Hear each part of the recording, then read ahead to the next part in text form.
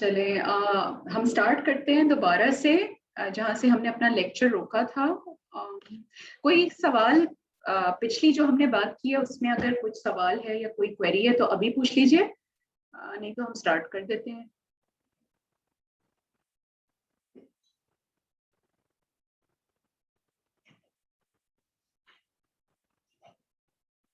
चलें ठीक है। सो आई डोंट थिंक कि कोई क्वेरी है। अब हम आगे बढ़ते हैं। तो हमने यहाँ WBC तक पढ़ लिया था और हम इस पॉइंट पे आए थे कि हाइपरस्प्लेनिज्म क्या होता है और क्या चीज होती है उसमें WBC डिक्रीज क्यों हो जाता है, कोई और सेल डिक्रीज क्यों हो जाता है। ठीक है, अच्छा आगे बढ़ते हैं अब हम, क्योंकि अभी हमने 2 और टॉपिक्स भी कवर करने हैं तो हम थोड़ा सा स्पीड ऐसी रखते हैं कि हमें समझ भी आए और हम याद भी रख सकें और कंप्लीट भी कर सकें। ओके, सो अगर आप यहाँ पे देखें स्क्रीन के ऊपर, if you take a look at the screen, यहाँ पे मैंने एक बहुत बड़ा सा, बहुत ही एंग्री लुकिंग, बहुत ही परेशान कर देने वाला चार्ट बनाया है, लेकिन जब हम इसको पढ़ लेंगे तो हमें फिर परेशान कौन बिल्कुल नहीं लगेगा। ठीक है, यहाँ पे मैंने लिखा है न्यूट्रोफिल इंक्रीज, न्यूट्रोफिल डिक्रीज, फिर लिम्फोसाइट इंक्रीज कब होता है, लिम्फोसाइट डिक्रीज कब होता है, फिर बेसोफिल्स की बात आई है, फिर इजनोफिल्स की बात आई है, फिर मोनोसाइट्स की इंक्रीज और डिक्रीज होने की बात आई है। ठीक है, अब जरा सा इसमें से अगर हम कुछ चीजें मेमोराइज कर लेंगे तो it will be very helpful for us जब हम CBC की रिपोर्ट चेक कर रहे होंगे। तो न्यूट्रोफिल हमने पहले डिस्कस किया था, इन्फेक्शन में बढ़ जाता है। ठीक है, और जिन चीजों में बढ़ सकता है वो ट्रॉमा है, स्ट्रेस है, सर्जरी है, या कोई स्टेरॉइड ले रहा है या एक्सरसाइज कर रहा है, तो उसमें भी जो परसेंटेज 50 to 80% है वो बढ़ जाता है। सो वो 90% भी मिल सकता है आपको। ठीक है, और न्यूट्रोफिल डिक्रीज किन चीजों में होता है? जाहिर है जिन चीजों में व्हाइट सेल पर से नहीं बन रहा, खुद से ही व्हाइट सेल नहीं बन रहा, उनमें न्यूट्रोफिल भी कम हो जाएगा। सो कीमो हो गई, रेडिएशन हो गई, या कोई और ऐसे ओवरवेलमिंग सेप्सिस हो गई जिसमें कि WBCs ही नहीं बन रहे तो न्यूट्रोफिल्स भी नहीं बन रहे। ठीक है, अच्छा सिमिलरली आप लिम्फोसाइट को देखिए, लिम्फोसाइट इंक्रीज ज्यादातर आपके वायरल इन्फेक्शन में आप CBC में देखेंगे, ये भी बढ़ सकता है, न्यूट्रोफिल्स भी बढ़ सकता है, लेकिन वायरल इन्फेक्शन में ज्यादा लिम्फोसाइट बढ़ रहा होता है। टीबी हो गया, टीबी में बढ़ भी सकता है लिम्फोसाइट, घट भी सकता है लिम्फोसाइट। ठीक है, स्ट्रेस और एक्सरसाइज में अमूमन लिम्फोसाइट काउंट घट रहा होता है क्योंकि न्यूट्रोफिल काउंट जो है वो बढ़ रहा होता है। ठीक है, सो लिम्फोसाइट काउंट घट रहा होता है लेकिन न्यूट्रोफिल काउंट बढ़ रहा होता है।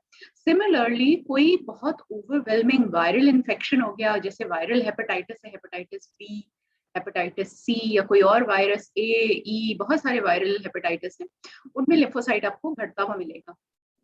ठीक है, एड्स तो सबको पता है, HIV एड्स एवरीबडी नोज के उसमें CD4 काउंट हम चेक कर रहे होते हैं, जो कि आपके लिम्फोसाइट का एक सर्टेन टाइप ऑफ लिम्फोसाइट होता है, तो वो कम हो रहा होता है। ठीक है, तो जब भी लिम्फोसाइट काउंट जो है वो इसमें कम होता है।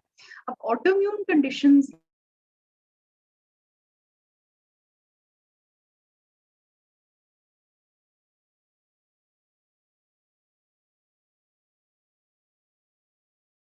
SLE भी है, SLE यानी कि ऑटोइम्यून कंडीशन जिसमें हमारी बॉडी के अगेंस्ट ऑटो एंटीबॉडीज बनने लग जाते हैं, और यहाँ पे आप देखें दोबारा SLE लिखा हुआ है क्योंकि वो ज्यादातर आपका जो लिम्फोसाइट काउंट होता है उसको कम कर रहा होता है। ठीक है, सो लिम्फोसाइट काउंट कम हो रहा होता है। अच्छा, अब यहाँ पे बेसोफिल आ जाए, भाई इंक्रीज किस में होता है, डिक्रीज किस में होता है?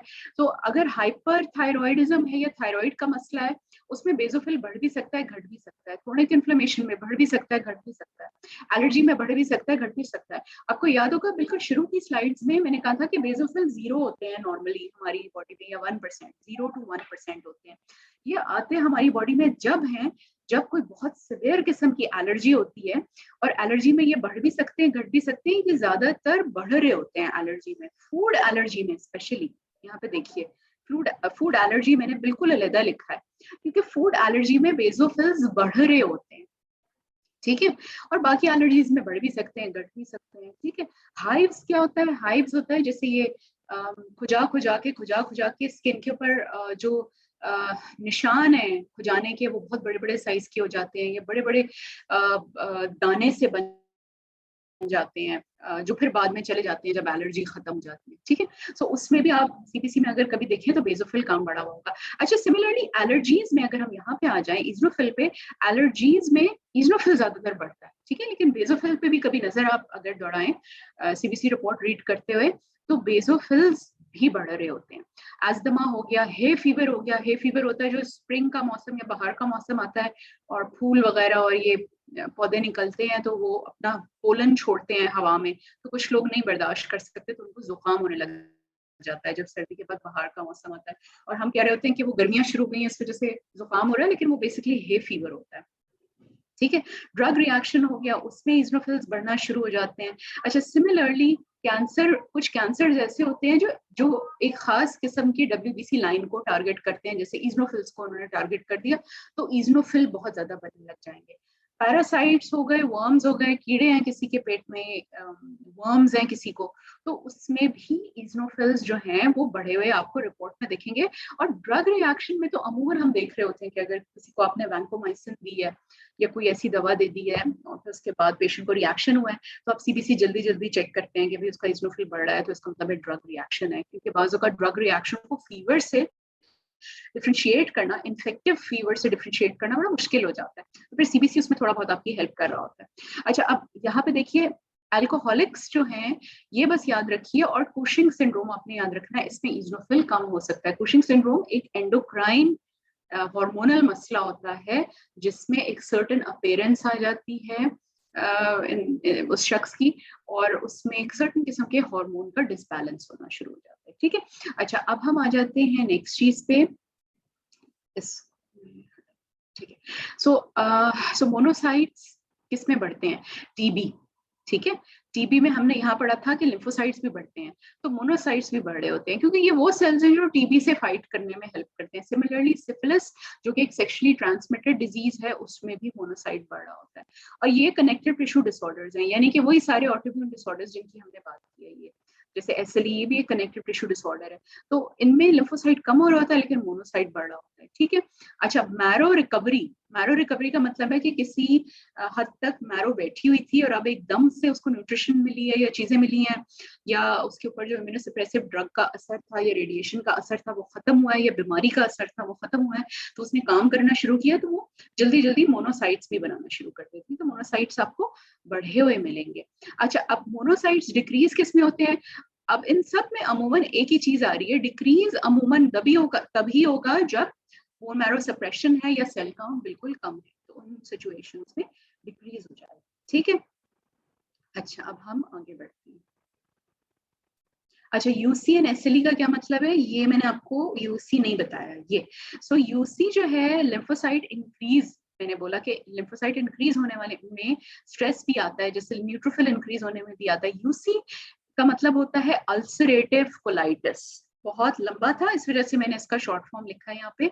यूसी का मतलब होता है अल्सरेटिव कोलाइटिस, ये एक ऑटो इम्यून कंडीशन होती है, गट की होती है, जिसमें ब्लडी डायरिया आता है, बॉडी एंटीबॉडीज ऐसी बनाने लग जाती है जो गट के साथ फाइट करना शुरू हो जाते हैं, और बहुत लंबे अरसे के लिए पेशेंट्स जो हैं वो बहुत लंबी चौड़ी दवाओं पे होते हैं। सो अल्सरेटिव कोलाइटिस है। SLE मैंने आपको भी थोड़ी देर पहले बताया था कि ये भी एक ऑटोइम्यून कंडीशन होता है। इसमें भी ऑटो एंटीबॉडीज बनती हैं हार्ट के अगेंस्ट, स्किन के अगेंस्ट, मुख्तलिफ बॉडी ऑर्गन्स के अगेंस्ट, लंग्स के अगेंस्ट, ब्रेन के अगेंस्ट, ठीक है।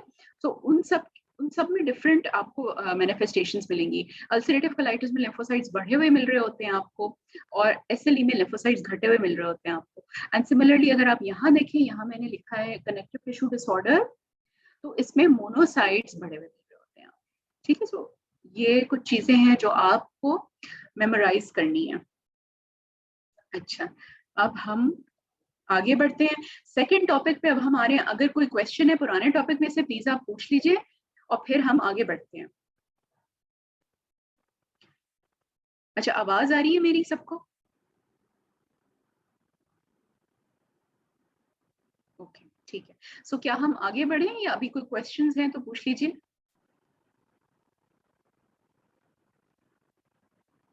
ओके, तो हम नेक्स्ट टॉपिक पे आ जाते हैं, because we have to wind this up in the next 1 hour, और होप इंशाल्लाह we will wind this up.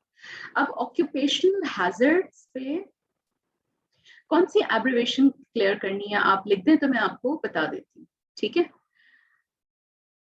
Okay, सो जब तक हम नेक्स्ट टॉपिक पे आ जाते हैं। नेक्स्ट टॉपिक है हमारा what are occupational hazards. Does anybody know occupational hazards क्या होते हैं, या कोई आइडिया हो, या कभी ये टर्मिनोलॉजी सुनी हो? अच्छा, सो इनका सवाल है आईबीडी एंड आईई के abbreviations. So IE is infective endocarditis, ठीक है। हार्ट का जो इन्फेक्शन होता है उसको आईई कहते हैं, इन्फेक्टिव एंडोकार्डाइटिस, जो हार्ट की वाल्व्स के ऊपर इन्फेक्शन हो जाता है।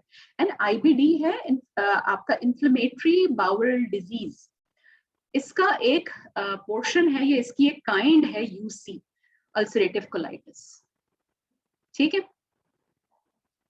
अच्छा चलिए, सो अब मुझे मेरे क्वेश्चन का जवाब दीजिए, व्हाट आर ऑक्यूपेशनल हैजर्ड्स, ठीक है।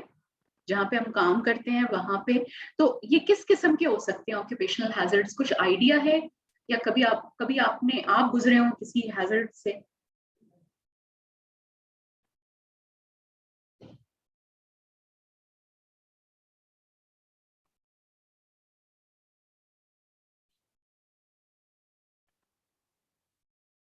ठीक है, किसी ने लिखा blood spill, yes, blood spill is a occupational hazard. और क्या हैजर्ड है डिफरेंट सॉर्ट, किस किस्म का? Very good, radiotherapy. फरियाल ने लिखा है कि working environmental issue, sharp, very good. Hasan कह रहे हैं एसिड्स, केमिकल एजेंट्स, किसी ने लिखा है इलेक्ट्रिकल हैजर्ड्स, यस। सो आप लोगों को आइडिया है, वेरी गुड। तो इसका मतलब है कि आप लोगों को पता है ऑलरेडी कि ऑक्यूपेशनल हैजर्ड्स क्या हैं, तो हम उसके ऊपर बिल्ड करते हैं अपनी प्रेजेंटेशन को, ठीक है। सो ऑक्यूपेशनल हैजर्ड्स तरह तरह के होते हैं हॉस्पिटल में, और यही सारे होते हैं जो आपने बात की है। तो अब इनका जरा सा एक रिवीजन कर लेते हैं। So it is not just infections. अगर किसी के जहन में ये बात है कि ये सिर्फ इन्फेक्शन, अस्पताल में तो सिर्फ इन्फेक्शन हैजर्ड होता है, तो नहीं। अस्पताल तो एक एनवायरनमेंट है, एक बिल्डिंग है, लिफ्ट है, सीढ़ियां हैं, पेशेंट के बेड्स हैं, रेलिंग्स हैं, रेडियो थेरेपी का एरिया है, कीमो का एरिया है, फार्मेसी है, तो बहुत सारे हैजर्ड्स हो सकते हैं।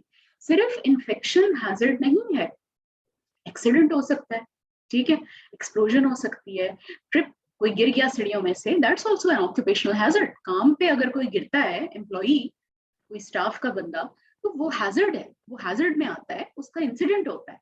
सो फॉल्स हैं, फायर्स हैं, मतलब इलेक्ट्रिकल शॉर्ट सर्किट हो गया, कोई भी सोर्स ऑफ एनर्जी पेशेंट को, सोर्स ऑफ इंजरी, पेशेंट को कहीं से कहीं आप मूव कर रहा है पोर्टर, और उसका पैर स्लिप हो गया, या बेड टूट गया, बेड उसके पैर पे गिर गया, मतलब कुछ भी हो सकता है, दैट इज अ हैजर्ड।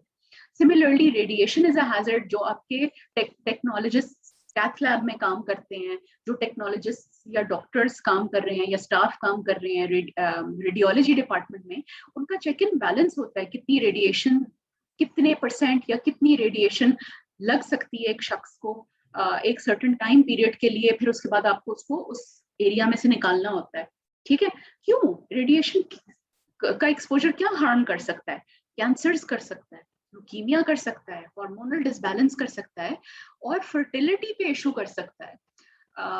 यानी कि जो बच्चा पैदा करने की सलाहियत होती है उसमें भी इफेक्ट कर सकता है। प्रेग्नेंट औरतों में खासतौर पे आपने ख्याल रखना है, और चाइल्ड बेयरिंग एज की खवातीन हो गई, मर्द हो गए, ठीक है। So, ये चीजें, ये सब ऑक्यूपेशनल हैजर्ड्स हैं।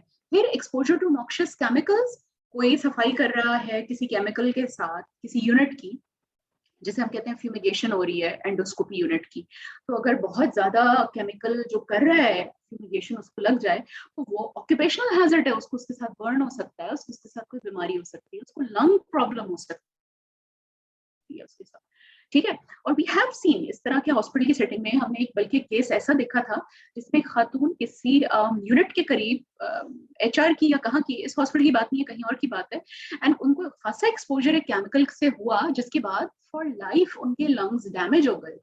तो ये चीजें सारी ऑक्यूपेशनल हैजर्ड्स में आती है। गुड प्रैक्टिस ये होती है कि as a good infection control nurse आपको हैजर्ड्स का भी आइडिया होना चाहिए कि हैजर्ड्स क्या हैं, उनको नोटिफाई कैसे कराना है, उन पे चेक इन बैलेंस कैसे रखना है। बाज हॉस्पिटल्स में एक अलग यूनिट बना होता है, कि अलग कमेटी बनी होती है जो इन चीजों को देख रही होती है, लेकिन बाज हॉस्पिटल्स में जो इन्फेक्शन कंट्रोल नर्सेज होती हैं उन्हीं का थोड़ा सा ओवरलैपिंग होता है इसमें, इस काम में, ठीक है।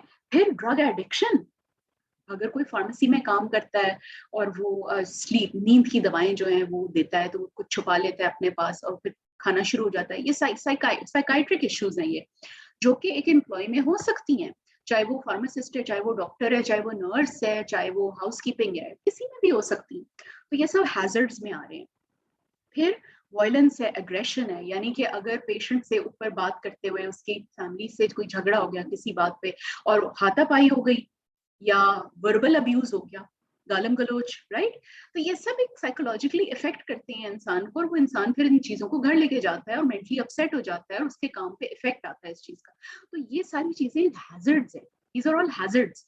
एंड सिर्फ आज के बाद सिर्फ आप इस चीज को अगर समझ लें कि हैजर्ड सिर्फ इन्फेक्शन हो जाना नहीं होता, बल्कि और चीजें भी होती हैं, तो आपको आगे इन हैजर्ड्स को समझने में बहुत आसानी होगी। ठीक है, ओके, अब हम आगे बढ़ रहे हैं। तो ये 5 कैटेगराइजेशन हमने की हैं, ये 5 हेडिंग्स हैं: biological hazards, chemical hazards, physical hazards, ergonomic hazards and psychosocial hazards. Biologic hazards क्या है, जो हमने अभी बात की थी, ब्लड स्पिल हो गया, ब्लड फ्लूइड का स्प्लैश, कोई वॉश करा रहा है पेशेंट को और एकदम स्प्लैश उसकी आंख में आ गया, या टैप कर रहा है उसको लग गया, उसके ऊपर गिर गया स्प्लैश ब्लड का। नीडल स्टिक इंजरी भी बायोलॉजिकल हैजर्ड्स हैं, वो तो हम ऑलमोस्ट देख ही रहे होते हैं रेगुलर बेसिस पे। केमिकल हैजर्ड्स हमने अभी डिस्कस किए, एनेस्थीसिया के डिपार्टमेंट में जो एनेस्थेटिक गैसेज होती हैं, जो उनको हैंडल कर रहा है वो एक्सपोज हो गया।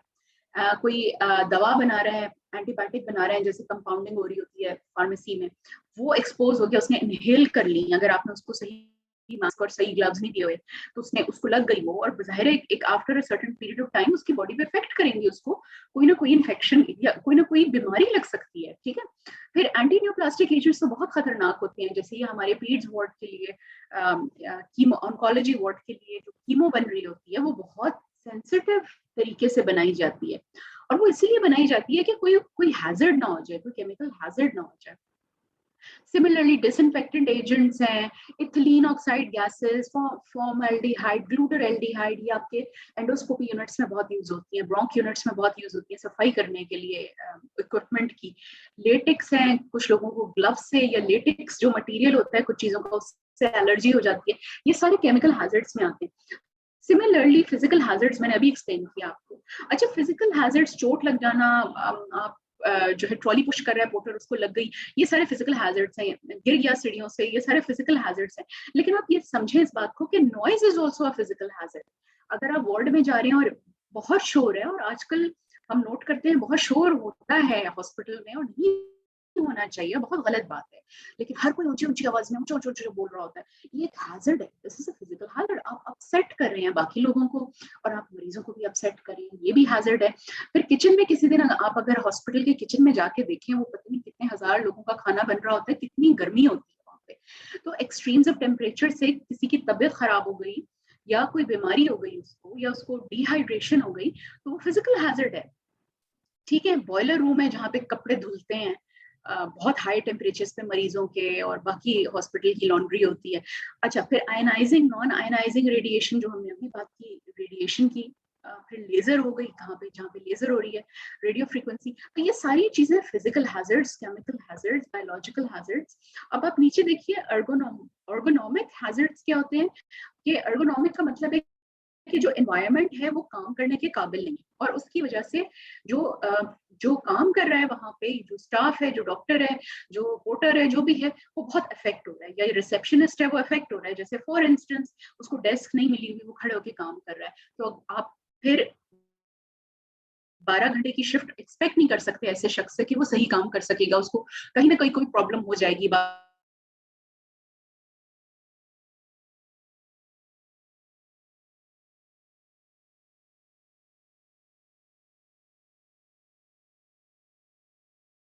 होता है, उसको जो पोर्टर को, लेट से फॉर इंस्टेंस जो ट्रॉली दी गई है वो सही काम नहीं करती है, उसका उसका एक पहिया टूटा हुआ है फॉर इंस्टेंस, ठीक है। तो ये चीजें सारी बहुत इंपॉर्टेंट है, क्योंकि उसमें फिर खींचातानी करता है एम्प्लॉय, और फिर क्या होता है, वो कोई ना कोई मस्कुलोस्केलेटल प्रॉब्लम, कोई जॉइंट की प्रॉब्लम, कोई ना कोई चोट लगने का खतरा, पुलिंग, पुशिंग, पेशेंट ट्रांसफर, तो ये सारी इक्विपमेंट आपका सही होगा तो ये वाले हैजर्ड्स नहीं होंगे। फिर साइकोसोशल की मैंने अभी बात करी है कि शिफ्ट वर्क 12 घंटे का है, 12 घंटे रात की शिफ्ट लगी जा रही है, तो जाहिर है उसकी सोशल लाइफ इफेक्ट होगी, उसकी मेंटल हेल्थ इफेक्ट होगी। तो इन चीजों में बैलेंस लाना बहुत जरूरी। ठीक है, आगे बढ़ते हैं। अब some bio hazards in the hospital. अब यहाँ पे क्योंकि ये केमिकल, फिजिकल, एर्गोनॉमिक, साइकोसोशल ये तो हमें समझ आ गई हैं। अब जरा सा मैं चाह रही हूँ कि हम बायोलॉजिकल हैजर्ड्स को एक्सप्लोर करते हैं। ठीक है, इनको हम थोड़ा सा एक्सप्लोर करते हैं।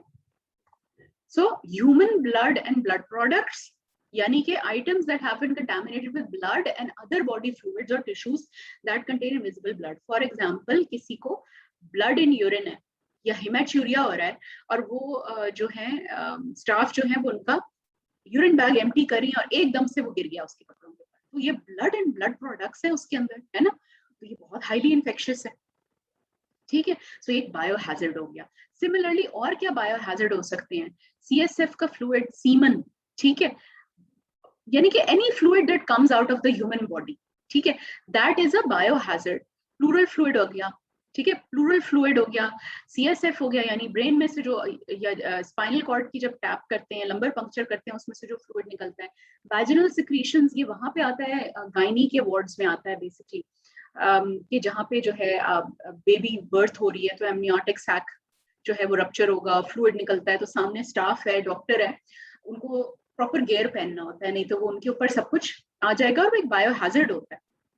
Saliva is also biohazard, peritoneal fluid. So जो भी fluids ह्यूमन बॉडी से निकलते हैं ये बायोहैजर्ड में आते हैं हॉस्पिटल की सेटिंग में। ठीक है, सो उनके लिए स्पेशल प्रोटोकॉल्स बने होने चाहिए कि कैसा क्या करना है, किस तरह से अगर ये स्पिलेज हो जाती है तो कैसे हैंडल करना है उस सिचुएशन को। माइक्रोबायोलॉजी के बेस तो ये बात सबको समझ में आ जाएगी कि ऑब्वियसली इतने ब्लड कल्चर्स, इतने blood test on a daily basis और मुख्तलिफ स्पेसिमेंस के पस के कल्चर्स जा रहे होते हैं ऑन अ डेली बेसिस, वो कहाँ पे उसके बाद डिस्कार्ड होते होंगे? वो एक माइक्रोबायोलॉजिकल वेस्ट है, और उस वेस्ट को कहाँ डिस्कार्ड करना है, उसको हमें आम कचरे की तरह नहीं फेंकना है, उसको किस तरह से हैंडल करना है, तो इस तरह हम इसको हैंडल करते हैं।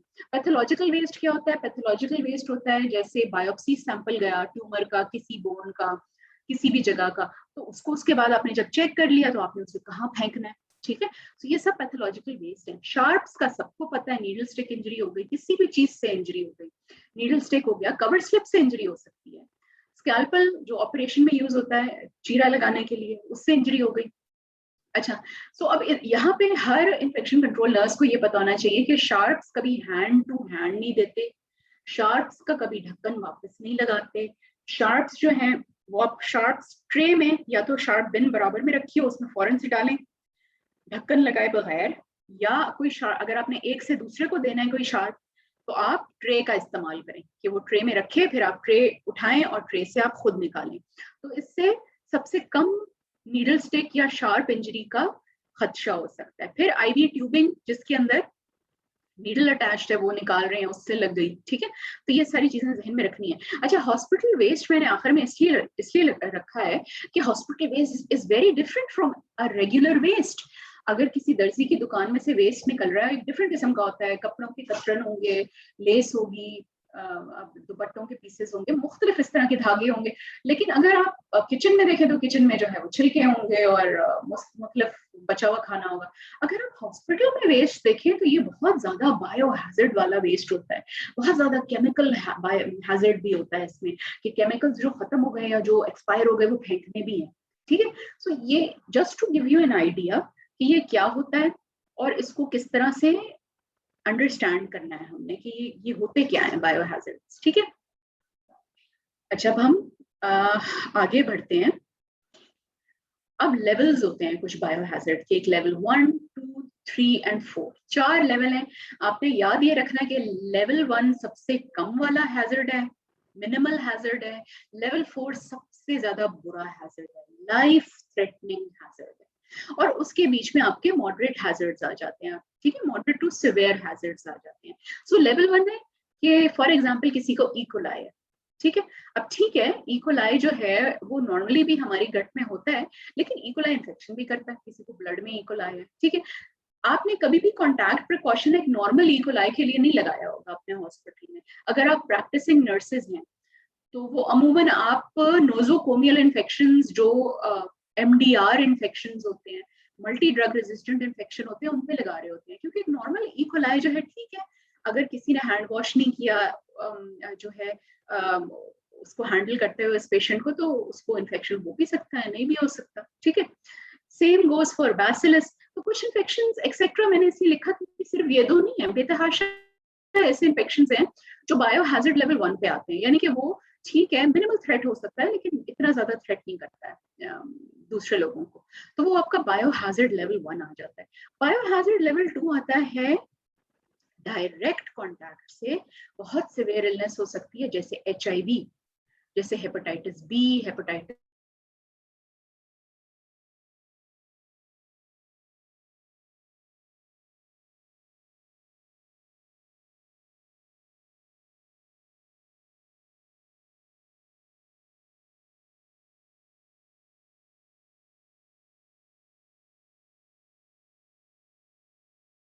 कर दिया, तो ये इन्फेक्शन लग सकते हैं। So that is your bio hazard level 2, ठीक है। अब 3 क्या चीज है? 3 में एयरबॉर्न आ जाता है सब कुछ, टीबी इज 3, ठीक है। एयरबॉर्न का मतलब है कि आपने N95 लगा के अगर आप उस एरिया में मरीज को देखने नहीं गए तो आप एक्सपोज हो चुके हैं टू बायो हैजर्ड लेवल 3। अच्छा, अब इसको अगर आप माइक्रो लैब के उसमें देखें तो माइक्रो लैब में अगर लैब में वो टीबी का सैंपल हैंडल कर रहा है और उसने प्रॉपर गियर नहीं पहना हुआ और मास्क नहीं पहना हुआ N95, तो फिर बहुत गलत किस्म का इम्पैक्ट उसकी हेल्थ पे आ सकता है, उससे इन्फेक्शन लग सकता है, ठीक है। सो ये बायो हैजर्ड लेवल 3 एक्सपोजर हो सकता है उसको। सो ये आप याद रखिए। अच्छा, ये कॉक्सियला बर्नेटाई जो है, ये अमूमन आप में से किसी को शायद मालूम हो, ये भी एक ऐसा इन्फेक्शन है जो कि एयरबॉर्न हो सकता है या सांस के जरिए से लग सकता है, ठीक है। और भी कुछ आपके जहन में आ रहे होंगे इन्फेक्शन जो सांस के जरिए से लग सकते हैं। अगर कोई ऐसे इन्फेक्शन आ रहे हैं आप लिख दें चैट बॉक्स में, फिर उनको हम डिस्कस कर लेते हैं।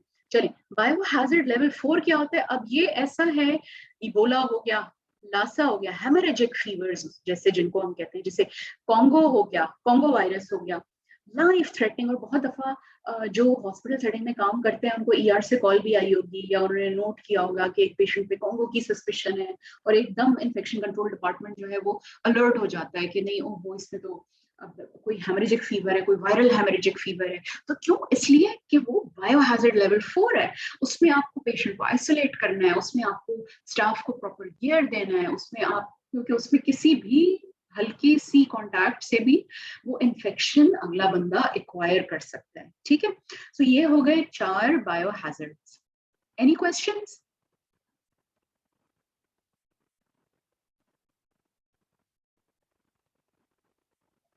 अगर कोई क्वेश्चंस नहीं है तो हम आगे बढ़ते हैं। ओके, चलिए आगे बढ़ते हैं। अब हम इसको जल्दी जल्दी हम रैप अप करते हैं। आइए, सो अब हायरार्की ऑफ कंट्रोल्स क्या है? तो हम थोड़ा सा अगर हमें बेसिक समझनी है, हायरार्की ऑफ कंट्रोल्स क्या होता है? हायरार्की ऑफ कंट्रोल्स का मतलब ये होता है कि कंट्रोल किस लेवल पे किस तरीके से करना है। भाई, अगर सीढ़ियां सही नहीं है, सीढ़ियां टूटी हुई हैं, तो सीढ़ियों को ठीक करना है, ठीक है। हायरार्की ऑफ कंट्रोल का मतलब होता है जहां मसला है उस मसले को हल करना है।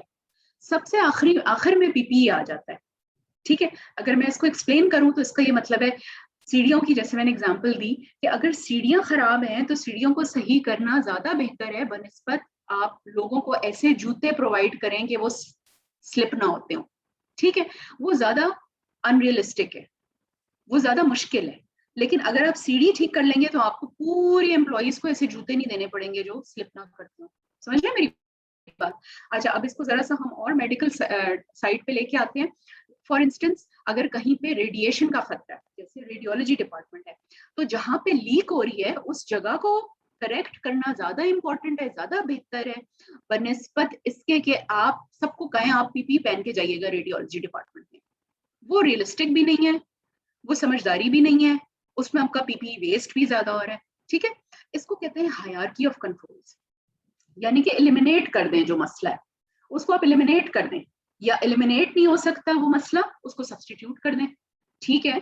हम ये वाली गैस या ये वाली गैस या ये वाली रेडिएशन नहीं इस्तेमाल करेंगे, हम ये वाली इस्तेमाल करेंगे, ये ज्यादा सेफ है, ये ज्यादा अच्छी है, इसमें रिस्क कम है, ठीक है। तो या तो एलिमिनेट कर दें या आप सब्सटीट्यूट कर दें कि नहीं ये वाली अब नहीं आएगी रेडिएशन, या ये वाली दवा अब नहीं आएगी, हम ये वाली दवा मंगा रहे हैं, ये ज्यादा बेहतर है, ठीक है, किसी भी लेवल पे। या इंजीनियरिंग कर दें ऐसी, यानी कि उसको अब ऐसा उस वर्क स्टेशन को बना दें कि अब कोई खतरा ही ना हो लीक होने का या एक्सपोजर होने का, ठीक है। फिर एडमिनिस्ट्रेटिव से क्या मुराद है? एडमिनिस्ट्रेटिव से वो मुराद है जो अगर कोई हेड नर्स की लेवल पे काम कर चुका है या उससे कोई सीनियर लेवल पे काम कर चुका है, वो इस परेशानी से गुजर चुका है। क्या एडमिनिस्ट्रेटिव का मतलब है कि आप स्टाफ एडिक्वेट एक वर्क स्टेशन पे प्रोवाइड करें, ठीक है, यानी कि एक स्टाफ अपने हिस्से का इतना काम कर सके जो रियलिस्टिकली उससे हो सकता है, उसकी हद से ज्यादा ना हो। तो अगर अगर एक जगह पे बहुत काम है तो आप उस जगह पे let's say for instance 4 nurse दे दें, ताकि सब अपने नॉर्मल रियलिस्टिक स्पीड से काम करें, बनस्पत इसके कि आप 2 लोग दें और वो फिर जल्दी जल्दी हपड़ दपड़ में काम कर रहे हैं और उनसे चीजें गिर रही हैं, उन्हें नीडल स्टिक इंजरीज हो रही हैं, मरीज भी तंग हो रहे हैं, वो भी तंग हो रहे हैं और वो सबको एक्सपोज कर रहे हैं, ठीक है। सो ये एडमिनिस्ट्रेटिव लेवल है जिसको इतना इंपॉर्टेंस नहीं दी जाती, पर इसको इंपॉर्टेंस देनी होती है कि एक शख्स उतना काम कर सके जितना ह्यूमनली उसके लिए पॉसिबल है और जितना वो उस स्पीड में कर रहा हो जो उसके लिए सेफ है। इसमें वक्त भी आ जाता है कि अगर आपने किसी को एक काम आधे घंटे में करने को कहा है लेकिन रियलिस्टिकली वो काम 3 घंटे में करने वाला है, तो आप इमेजिन करें वो उस काम को करने के चक्कर में कितनी स्पीड करेगा और कितनी मिस्टेक्स करेगा।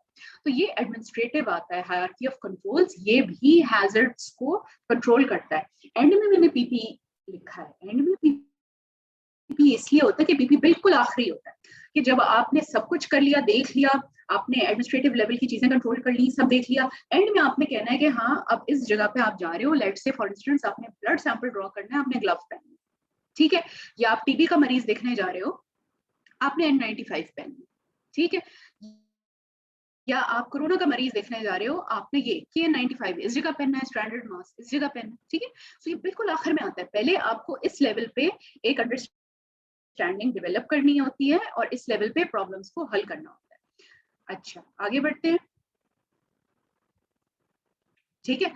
सो एलिमिनेटिंग मैंने अभी ये सब एक्सप्लेन कर दिया, ठीक है, और इसको मैंने लिखा हुआ है अभी यहाँ पे, ये एक्सप्लेन कर चुकी हूँ और ये लिखा हुआ है। अच्छा परवीन आबिद आपका जो है ना वो खुल गया है शायद, मार्कर या पेन खुल गया है जूम पे, प्लीज इसको हटा दीजिए नहीं तो दूसरों को प्रेजेंटेशन समझ नहीं आएगी, ठीक है। सो एलिमिनेटिंग, इंजीनियरिंग, एडिक्वेट स्टाफिंग, ये सब हमने अभी डिस्कस कर लिया, एडिक्वेट टाइम, और फिर एंड में पीपीई। चलें आगे बढ़ते हैं। सो पॉइंट्स टू रिमेंबर क्या है? पॉइंट्स टू रिमेंबर ये है, एक्सपोजर कंट्रोल प्लान हर हॉस्पिटल का बना हुआ होता है और वो अगर नहीं बना हुआ तो बना लेना चाहिए कि रेडियोलॉजी में अगर एक्सपोजर हुआ तो क्या करना है, वहां वहां इधर उधर चेक्स कितने मंथली करने हैं, ठीक है, और चेक एंड बैलेंस एम्प्लॉइज पे कितने कितने फ्रीक्वेंटली रखना है, ये सब आपको चेक करना है। फिर रिपोर्टिंग सिस्टम देखना है आपने, अगर कुछ हुआ है तो इंसिडेंट रिपोर्ट करना है या नहीं करना है। आप do you think incident report करना चाहिए अगर कहीं पे हैजर्ड हुआ है, कहीं पे कोई ऐसा इशू हुआ है?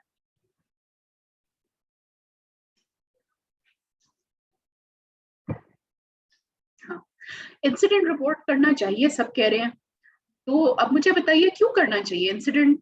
अच्छी बात होती है इंसिडेंट रिपोर्ट करना। हाँ बिल्कुल, और अच्छी बात इसलिए होती है कि आप नहीं तो कोई इशू सॉल्व कर ही नहीं सकेंगे। जहाँ पे इतने सारे लोग एक साथ काम कर रहे होते हैं वहां पे कोई इशू सॉल्व होता है। बिल्कुल सही हसन ने कहा है कि रेड एरियाज शो करता है, इंप्रूवमेंट की तरफ लेके जाता है। तो ये आप अब से आपके जहन में ये बात होनी चाहिए कि अगर कहीं हैजर्ड है तो वहां पे इंसिडेंट आपने करना है, ठीक है। अच्छा फिर ट्रीट आपने करनी है every situation as potentially dangerous, responding with proper precautions, यानी कि ये नहीं सोचना कि ये जो पेशेंट जो है इतना सिक लग नहीं रहा मुझे तो मैं नहीं पहनती ग्लव्स ब्लड सैंपल करते हो, ठीक है। सो यहाँ पे ये आपको समझाया जा रहा है कि हर सिचुएशन को आपने डेंजरस समझना है, हर सिचुएशन में एहतियात से काम लेना है, जो आपको आपके हेड ने बताया है, जो आपको आपके सुपरवाइजर ने नेसेसरी स्टेप्स लेने को बताए हैं, वो नेसेसरी स्टेप्स आपने उस पर्टिकुलर सिचुएशन में लेने हैं। हैंड वॉशिंग ये तो सबको पता है, ठीक है। वेयरिंग पीपी, अब कहीं पे आपको N95 पहनने हैं, कहीं पे ग्लव्स पहनने हैं, कहीं पे गाउन पहन के जाना है, ये सब आपको अपने जहन में रखना है, ठीक है। अब इन्फेक्शन कंट्रोल नर्सेज ये बात समझती हैं, लेकिन बाज़ औक़ात जो रेगुलर नर्सेज होती हैं वो ये बात नहीं समझ रही होती हैं।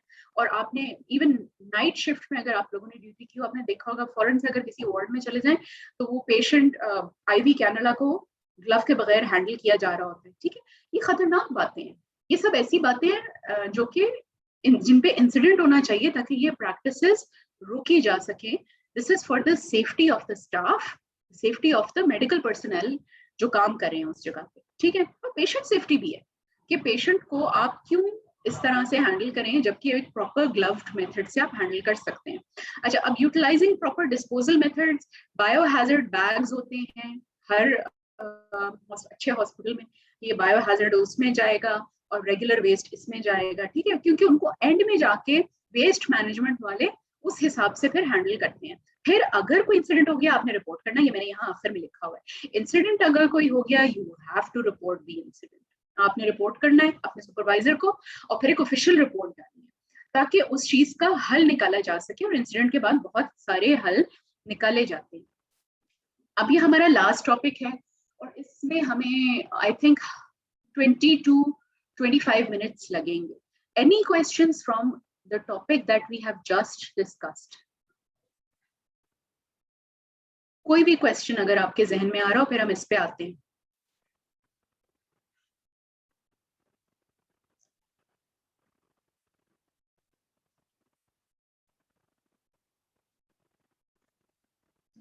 ठीक है, चलिए फिर हम आगे आते हैं, आगे बढ़ते हैं और हमारा नेक्स्ट टॉपिक है notifying communicable diseases. What is a communicable disease? Can anyone tell me?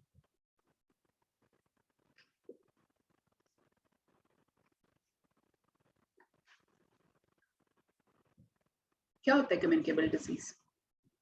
Yes, और क्या होता है कम्युनिकेबल डिजीज इसके अलावा? Can spread from one person to another. Yes, absolutely. So हम कम्युनिकेबल डिजीज को दूसरे लफ्जों में कहते हैं इन्फेक्शियस डिजीज, राइट?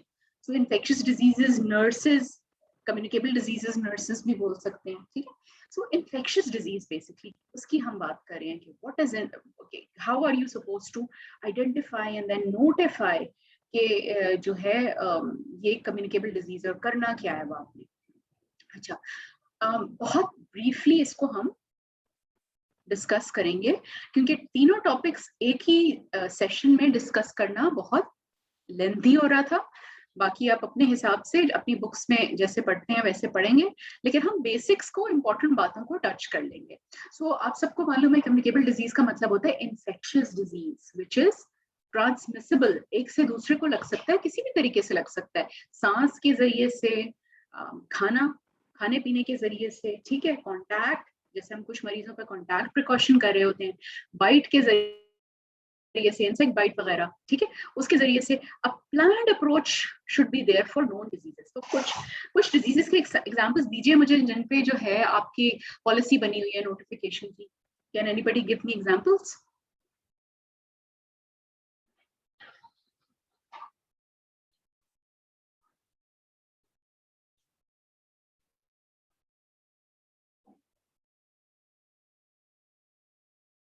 कोई ऐसा एग्जाम्पल है आपके जहन में या आपको मालूम हो कि जिस पे आपकी कोई अप्रोच बना हुआ है? नहीं, अगर आप लोग प्रैक्टिसिंग इन्फेक्शन कंट्रोल नर्सेज हैं तो आप लोगों को बिल्कुल मालूम होगा कि कौन से इन्फेक्शंस हैं जिन पे प्लान्ड अप्रोच बनी हुई है, आपकी पॉलिसी बनी हुई है आपकी।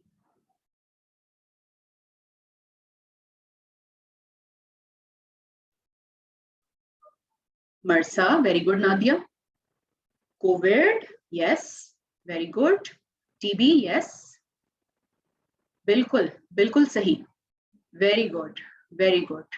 ठीक है, ठीक है। सो मतलब ये कि कुछ कुछ डिजीजेस ऐसे हैं जिन पे प्लान्ड अप्रोच बना हुआ है। ठीक है, कि भाई अगर ये पेशेंट आ गया तो हमने इसको, फॉर इंस्टेंस मर्सा आ गया, कॉन्टैक्ट प्रिकॉशंस पे रखना है।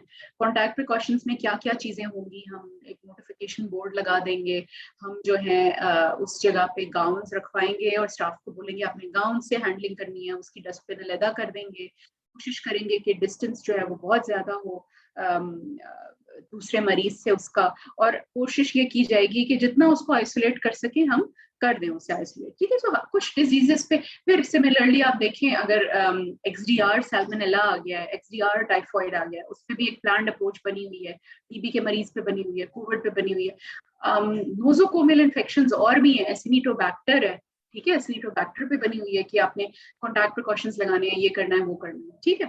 तो चिकन पॉक्स का मरीज है, मीजल्स का मरीज है, तो इन सब पे एक प्लान्ड अप्रोच बनी हुई है, और फिर आपने इन्फॉर्म करना है अपने सुपरवाइजर को, फिर आपका सुपरवाइजर जो है वो इन्फॉर्म करेगा HOD को, फिर HOD जो है वो आगे ये सारा MD जो है हॉस्पिटल का, उस तक इंफॉर्मेशन जाती है, और फिर जो उसका कंसर्न डिपार्टमेंट होता है वो आगे जिन बीमारियों की नोटिफिकेशन आपको नेशनल लेवल पे करनी होती है, जैसे कोविड की इंफॉर्मेशन नेशनल लेवल पे जाती है। कोविड ने इन्फेक्शन कंट्रोल नर्सेस को बहुत कुछ सिखा दिया है, इन्फेक्शन कंट्रोल डॉक्टर्स को और इन्फेक्शियस डिजीजेस डॉक्टर्स को, हर तरह के मेडिकल पर्सनल को बहुत कुछ सिखा दिया कि वो नेशनल लेवल पे जाती है इन्फॉर्मेशन, प्रोविंशियल लेवल पे जाती है, फिर प्रोविंशियल से नेशनल लेवल पे जाती है इन्फॉर्मेशन, फिर इंटरनेशनल लेवल पे जाती है कि पाकिस्तान में कराची में इतने केसेस आ गए कोविड के, लाहौर में इतने आ गए, फलानी जगह इतने आ गए केसेस, और फिर पूरे पाकिस्तान में कितने केसेस आ गए, फिर इंटरनेशनली।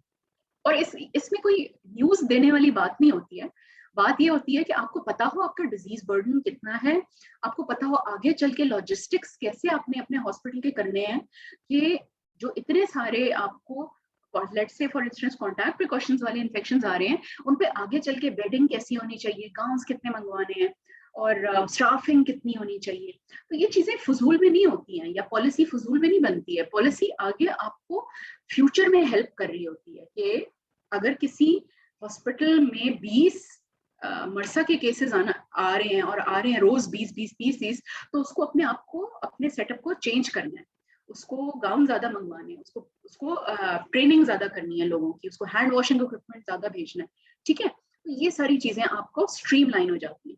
नोजोकोमियल इन्फेक्शंस तो हमने अभी डिस्कस कर लिए, प्लान्ड अप्रोच होता है, नोन डिजीजेज हैं या नोजोकोमियल डिजीजेज हैं जो हमें ऑलरेडी पता है, उन पे हमारा पॉलिसी बनी होती है, और उस हिसाब से आपको चलना होता है। अननोन इन्फेक्शंस, जैसे कोविड जब स्टार्ट हुआ था, this was an unknown infection, ये कौन सा इन्फेक्शन है जो चाइना से आ गया है, इसको कैसे हैंडल करना है, ये कॉन्टैक्ट प्रिकॉशन लगाएं कि एयरबॉर्न प्रिकॉशन लगाएं कि ड्रॉपलेट प्रिकॉशन लगाएं, तो मास्क कौन सा पहन के जाएं, और ऐसे ही हॉस्पिटल में कि नॉर्मल कपड़ों में चले जाएं या क्या करें।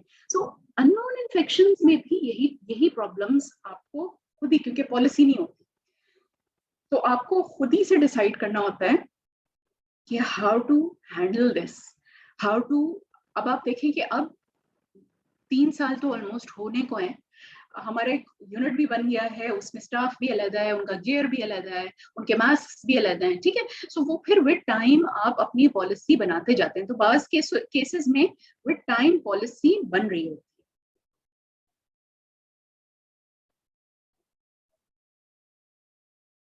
अच्छा, साइमा का क्वेश्चन है, बर्कुलडेरिया स्पेशिया में बग कहाँ ग्रो करता है और क्या करता है। अच्छा साइमा, अगर आप मुझे एंड में रिमाइंड कराएं, क्योंकि ये टॉपिक से बिल्कुल उस तरह से टॉपिक से बिल्कुल हट जाएगी बात, तो हम इसको डिस्कस कर लेंगे एंड में, ठीक है। अच्छा, अब हम आगे बढ़ते हैं, ठीक है। अब सो नोजोकोमियल इन्फेक्शंस हैं, अननोन इन्फेक्शंस हैं, ठीक है। सो ये इस तरह से अब आप अपने जहन में रखें, और फिर हम आगे बढ़ते हैं। अच्छा, सो नोटिफिकेशन क्या होती है, एज सून एज पॉसिबल, ये नहीं कि अब आपकी शिफ्ट खत्म हो गई, आप घर गए, आपने कोई अनयूजुअल सा इन्फेक्शन देखा, ठीक है, आपकी शिफ्ट खत्म हो गई, आप घर गए, आप सोए, और अगले दिन जब शिफ्ट स्टार्ट हुई आपने आके नोटिफाई किया। एज सून एज पॉसिबल का मतलब है this is your ethical duty, कि अगर आपने कोई ऐसा इन्फेक्शन देखा है जो आपके समझ नहीं आ रहा, कोई पेशेंट आया है जो ब्लीड किया जा रहा है फॉर इंस्टेंस, आपने सारे टेस्ट करवाए हैं डॉक्टर ने वहां पे, और आपने देखे भी हैं, और कुछ समझ नहीं आ रही कौन सा इलनेस है, this is an unknown disease, और इसको नोटिफाई कराना होता है। नोटिफाई कराने का मतलब ये है कि फौरन आप कॉल करें अपने सुपरवाइजर को, या फिर आप हेड ऑफ द डिपार्टमेंट को बताएं, या फिर आप MD लेवल पे ये बात बताएं, ताकि वो आगे नेशनल हेल्थ के लेवल पे इसको लेके जाएं कि हमारे पास एक बड़ा अनयूजुअल पेशेंट आया हुआ है, कहीं ये कोई और बीमारी तो नहीं है जिसका हमें मालूम नहीं है। और ऐसा अगर अगर मैं आपको इंफॉर्मेशन दूं, ऐसा होता है इन्फेक्शियस डिजीजेस जहाँ पे है, और जहाँ पे सेटअप इन्फेक्शियस डिजीज का, कि वहाँ पे अगर इस तरह का कोई केस आता है तो डिस्कस किया जाता है बाकायदा, उससे नेशनल लेवल पे उसके सैंपल्स भेजे जाते हैं, जो हमने अभी रिसेंटली किसी एक पेशेंट पे किया भी है इस तरीके से। तो वो आप this is your ethical responsibility as a medical professional कि आपने फौरन एज सुन एज पॉसिबल फौरन बताना है कि ये एक प्रॉब्लम मुझे नजर आ रही है, मुझे नहीं पता ये क्या है, काइंडली मैं आपको नोटिफाई कर रहा हूँ। अनयूजुअल क्लस्टर नीचे रेड में मैंने लिखा है, और changing pattern of any illness, कोई चीज जो आपको ऐसी लग रही है जो बहुत डिफरेंट है और सही नहीं है, ये या मैं बहुत ज्यादा, जैसे फॉर इंस्टेंस मैं बहुत ज्यादा मीजल्स के मरीज देखना शुरू हो गई, तो इतने सारे मीजल्स के मरीज कैसे आ रहे हैं, मीजल्स की तो वैक्सीनेशन होती है, तो ये कैसे आ रहे हैं, तो वो एक अनयूजुअल क्लस्टर हो गया। सो बाज़ औक़ात कोई पुराना इन्फेक्शन बहुत ज्यादा आना शुरू हो जाए, या कोई बिल्कुल ही अननोन इन्फेक्शन आने लग जाए, या बहुत ज्यादा नोजोकोमियल इन्फेक्शन आप देखने लग जाए जैसे मर्सा एक्सेट्रा, तो उन सबको नोटिफाई कराना है अपने सुपरवाइजर को या अपने हेड ऑफ द डिपार्टमेंट। ठीक है, अच्छा आईसीएन की ड्यूटीज क्या हैं? आईसीएन की ड्यूटीज को मैंने ब्रीफली टच किया। इस सिचुएशन में जिसमें कि कोई कम्युनिकेबल या इन्फेक्शियस डिजीज आपके सामने आ गया है, आईसीएन की क्या ड्यूटी है? आईसीएन को आइडेंटिफाई करना है कि ये कम्युनिकेबल डिजीज है या नहीं है। लैब्स इन्फॉर्म करती हैं, बाज जगहों पे खुद लैब चेक करनी होती है। ठीक है, सर्वेलेंस को एक्टिव करना है। तो क्या होगा, अगले दिन पूरी टीम बैठेगी, एक एक नर्स का काम नहीं है या एक डॉक्टर का काम नहीं है। ठीक है, ये पूरी टीम का काम होता है। टीम बनती है, डिसाइड होता है किसने जाके क्या चेक करना है, डेटा कहाँ से चेक करना है, फाइल्स चेक होती हैं पेशेंट्स की, पेशेंट का HMIS सिस्टम है अगर किसी के पास कंप्यूटर सिस्टम है उस पर चेक होती है। ठीक है, कहाँ पे गया था सैंपल, किधर गया था, बराबर में कौन सा मरीज था, किस डॉक्टर ने हैंडल किया है, किस स्टाफ ने हैंडल किया है, और उस तरह से एक पूरा प्लान बन जाता है सर्वेलेंस का, कहाँ से आ रहे हैं। अच्छा, बाज केसेस में अगर आप देखें तो ये तो हॉस्पिटल लेवल पे काम है, लेकिन बाज केसेस में टीम्स ऐसी बनी होती हैं पब्लिक सेक्टर में, जो कि फिर कम्युनिटीज को भी चेक कर रही होती है, किस जगह से आया, किस गली में रहता था, वहां से और कितने केसेस आए हैं। तो इसको सर्वेलेंस कहते हैं। एक्टिव सर्वेलेंस शुरू कर देनी चाहिए। फिर प्रिवेंशन एंड कंट्रोल मेजर्स, कहाँ पे क्या करना है, जैसे कोविड को अगर आप अपने जहन में रखें, हैंड हाइजीन, मास्क कहाँ पे पहन के जाना है, ग्लविंग करनी है नहीं करनी है, अच्छा गाउन पहनना है तो कैसा वाला गाउन पहनना है, ये सारी चीजें आईसीएन एक इन्फेक्शन कंट्रोल नर्स की ड्यूटीज में आती है। वैसे तो ये सबकी ड्यूटीज में आती है, लेकिन इन्फेक्शन कंट्रोल नर्स की ज्यादा ड्यूटीज में आती है। फिर कोहॉर्टिंग, कोहॉर्टिंग से क्या मुराद है, कोई आइडिया है?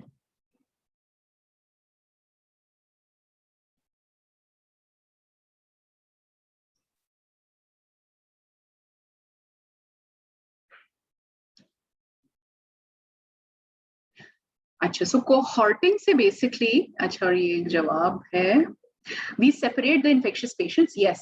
सो कोहॉर्टिंग से बिल्कुल यही मुराद है कि आप जो इन्फेक्शियस मरीज हैं, जैसे फॉर एग्जांपल सारे मर्सा के मरीजों को एक साथ कर दें, एक बे में कर दें। ठीक है, सारे टीबी के मरीजों को एक साथ कर दें, एक बे में कर दें। ठीक है, सारे डायरिया के मरीजों को एक साथ कर दें, एक बे में कर दें। कोहॉर्टिंग से आपका काम भी आसान हो जाता है, कोहॉर्टिंग से स्प्रेड भी इन्फेक्शन का रुक जाता है। सो कोहॉर्टिंग करें। फिर सोर्स कंट्रोल, अगर आपने सोर्स आइडेंटिफाई कर लिया है कि ये सोर्स है, तो उसको कंट्रोल करना है, या आपने दवा देके कंट्रोल करना है, या आपने आइसोलेट करके कंट्रोल करना है। ठीक है, इन्फॉर्म द हेल्थ डिपार्टमेंट। अब जाहिर है इन्फॉर्म द हेल्थ डिपार्टमेंट वाली जो चीज है वो आपके सीनियर्स करेंगे या आपके सुपरवाइजर्स करेंगे। अगर अगर आप सीनियर हैं या आप सुपरवाइजर हैं तो आपको मालूम है कि आपसे ऊपर कौन है हायरार्की में, उससे बात करेंगे और फिर एक ऑफिशियली हेल्थ डिपार्टमेंट को इन्फॉर्मेशन जाती है।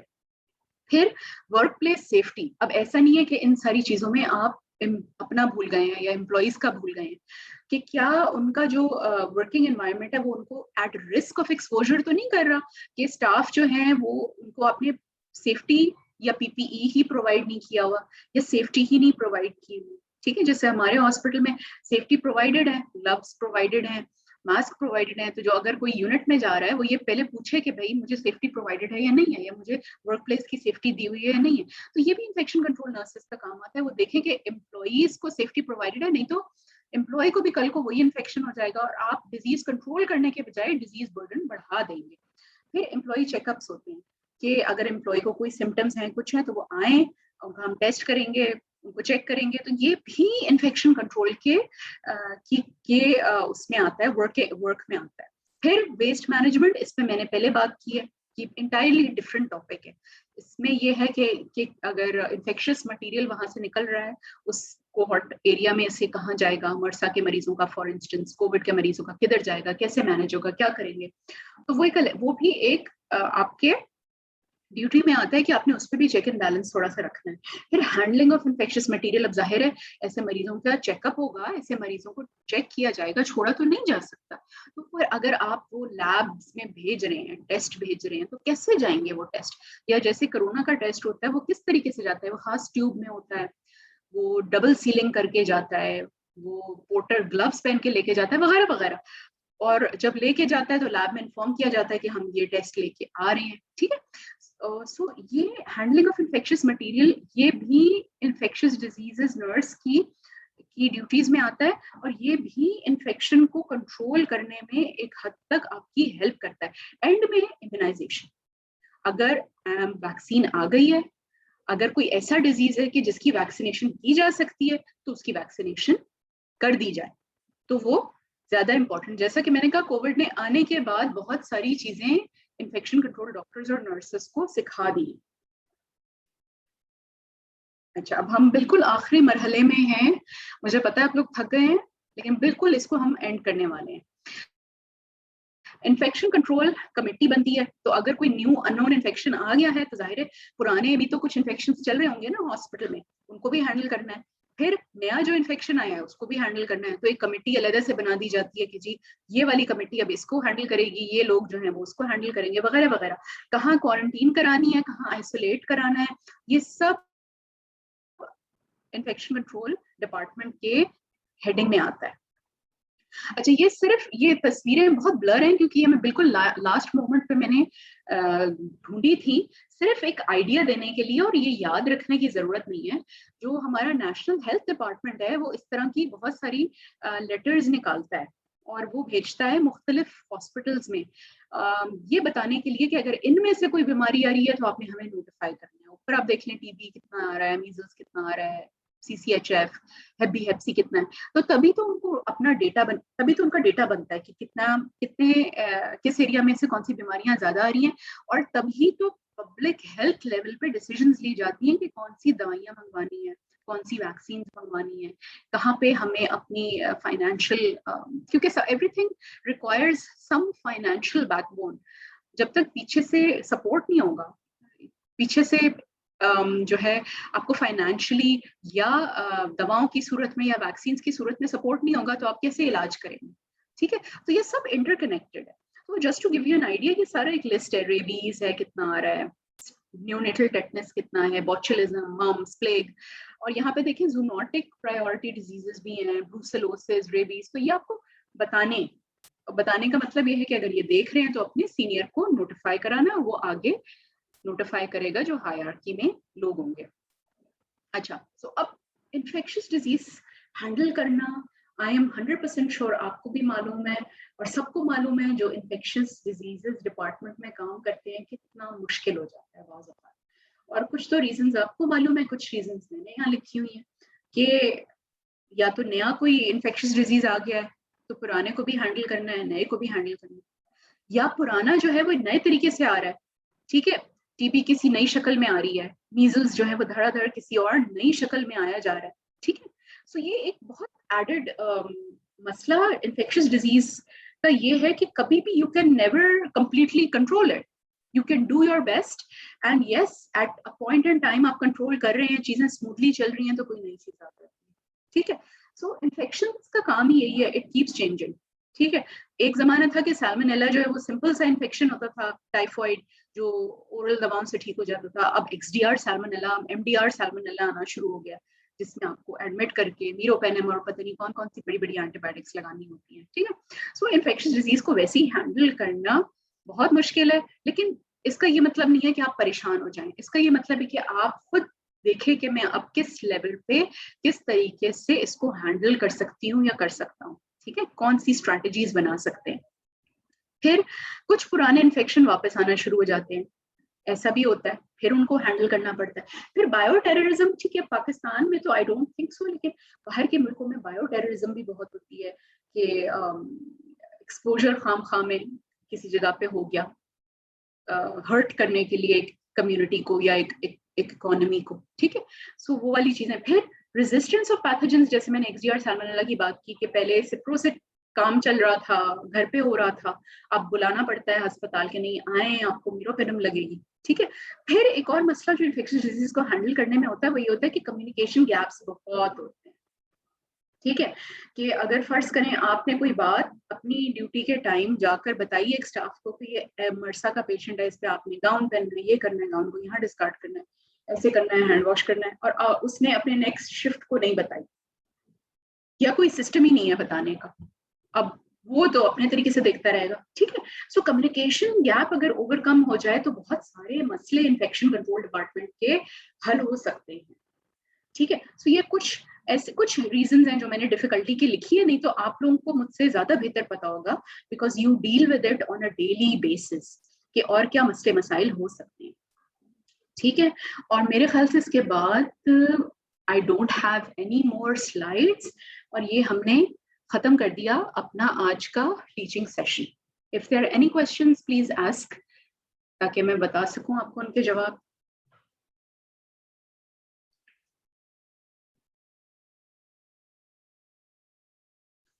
सही है। अच्छा, बर्कुल्डेरिया सिपेशिया जो है Saima, the this is an infection just like Pseudomonas. जैसे सूडोमोनास का इन्फेक्शन होता है वैसा ही इन्फेक्शन होता है। अगर सूडोमोनास जो है वो पैन सेंसिटिव है, कहीं से भी आ रहा है और पैन सेंसिटिव है, तो हम ऐसा कोई आइसोलेशन नहीं करवा रहे होते, ठीक है। हम उनको रेगुलर दवाएं दे रहे होते हैं, रेगुलर वार्ड में रखा हुआ होता है, ठीक है। And the same thing goes for Burkholderia cepacia. अगर बर्कुल्डेरिया सेपेशिया जो है that is a very sensitive, बहुत सेंसिटिव ऑर्गेनिज्म है, तो आप बहुत आराम से बहुत आसानी से उसको वार्ड की सेटिंग में भी देख सकते हैं। अगर ये हाईली रेजिस्टेंट ऑर्गेनिज्म बन के आ रहा है जिसमें कि ये मीरोपेनम से भी, ये सेफ्ट्राइजोन वगैरह से सेंसिटिव नहीं है, मीरोपेनम की यूज करनी पड़ी है आपको, या बाज़ वक़्त मीरोपेनम के अलावा कोलेस्ट्रिन डालनी पड़ी है, टिगीसाइक्लिन वगैरह वगैरह, तो फिर उसमें जो है बहुत एहतियात उस तरह से करनी है जैसे किसी भी कॉन्टैक्ट प्रिकॉशन वाली सिचुएशन में करनी है। आइसोलेट किया जाए तो ज्यादा बेहतर है, लेकिन अगर आपके हॉस्पिटल में आइसोलेशन की गुंजाइश नहीं है तो फिर कॉन्टैक्ट प्रिकॉशंस लगा देने बेहतर है। अच्छा, आसमा wants to know कि what's the difference between quarantine and isolation। अच्छा आसमा, it's very easy to understand इस तरह से कि क्वारंटीन का मतलब है कि कोई शख्स जो एक्सपोज हो गया और अभी इन्फेक्शन के अलामात नहीं नजर आ रही, लेकिन हो सकता है वो कैरियर हो और हो सकता है वो अपने कॉलीग्स को इन्फेक्शन लगा दे, तो उसको क्वारंटीन करने, यानी कि उसको किसी घर में या किसी फैसिलिटी में या अपने घर में उसको लेट्स से फॉर इंस्टेंस 10 दिन के लिए, जितना उस इन्फेक्शन का इंक्यूबेशन पीरियड है 10 से 14 दिन है या 5 से 6 दिन है, ठीक है, उस टाइम पीरियड के लिए बाउंड कर दें कि आपने मिलना जुलना नहीं है। अगर आपको उस बीमारी के अलामात नजर आए, फॉर इंस्टेंस रैश बनने लग जाए या जो भी अलामत है, जैसे कोविड में हम कहते हैं कि खांसी हो, बुखार हो, नजला हो, सांस में मसला हो, ठीक है, तो फिर आप हमें बताएं ताकि हम आपका इलाज शुरू करें। सो क्वारंटीन का ये मतलब है। आइसोलेशन का मतलब है किसी को खांसी बुखार या अलामत उस बीमारी की आ गई है और अब वो दूसरों को वो बीमारी लगा सकता है। इसमें सिर्फ कोविड भी नहीं आता, इसमें चिकन पॉक्स भी आता है, इसमें मीजल्स भी आता है। तो फिर उसको आप आइसोलेट कर दें, यानी उससे बोलें कि आपको बीमारी हो चुकी है, अब आप आइसोलेट हो जाएं, अब आप अलहदा हो जाएं, फॉर इंस्टेंस जब तक ये बीमारी खत्म नहीं होती। तो चिकन पॉक्स में हम कहते हैं जब तक स्कैबिंग नहीं होती, ठीक है। मीजल्स में हम कहते हैं जब तक रैश खत्म नहीं होती, ठीक है। कोविड में हम कहते हैं जब तक कोविड की अलामत खत्म नहीं होती, बुखार खत्म नहीं होता, जुकाम खत्म नहीं होता, ठीक है। So this is the difference between isolation and ये. Any further questions?